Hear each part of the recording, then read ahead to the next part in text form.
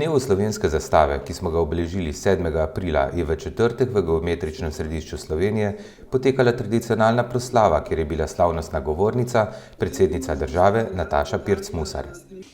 Pot do lastne države so v različnih obdobjih tlakovali izjemni posamezniki in širše skupnosti, postopno in vztrajno, korak za korakom, z besedo, pesmijo, povezovanjem, upanjem in tudi bojem.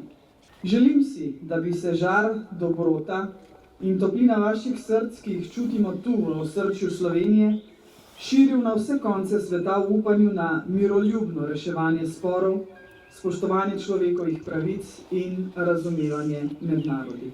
Drage gospe in dragi gospodje, pesnik Tone Pavček je o naši deželi zapisal: lep je naš svet, mali svet. Tu smo dolgih 1000 let in tu sredi srca naj živi Slovenija. Ob tej priložnosti se je tudi vpisala v Zlato knjigo predsednikov. Prireditev že od leta 1998 organizira društvo Heraldika Slovenika. Pomen zastave, kaj pomeni sami Sloveniji, samim državljanom, narodu in vsem, ki imamo radi to zastavo je. Mi jo smatramo kot najvidnejši simbol države. Že gospa predsednica je prej naštela vse tri, grb, zastavo in himno, ampak zastava in himna sta, bomo rekli, v drugačni funkciji od grba, ki ima svojo uradno uporabno vrednost. Zastavo lahko uporabljajo tudi ljudje prosto, tako kot lahko prosto pevajo himno. In zato je zastava najbolj vidni del, kjer je vse povsod. Letos poleti se bo pričela ena temeljita obnova po 40 skoraj letih se pravi tega prostora. Vidimo, da so določene stvari nujno potrebne obnove in dejansko je lahko izziv tudi ena taka večja oziroma največja zastava.